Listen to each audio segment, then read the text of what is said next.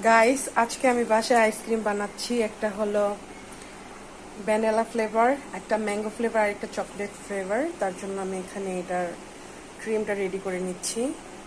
তো দেখেন কি, এখানে তিন ফ্লেভারের বানাইছি। একটা হলো এটা ম্যাঙ্গো ফ্লেভার, এটা চকলেট, আর এটা হলো ভ্যানিলা ফ্লেভার। আর এটার সাথে আমি দিছি নারকেল উপর দিয়ে। তো এটা এখন ফ্রিজে রেখে দিব, বরফ হয়ে গেলে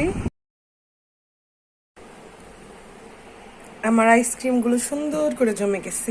ম্যাঙ্গো, চকলেট, ভ্যানিলা সবগুলাই। এই গরমের মধ্যে আপনারাও এরকম করে মজার আইসক্রিম বানায় খাবেন।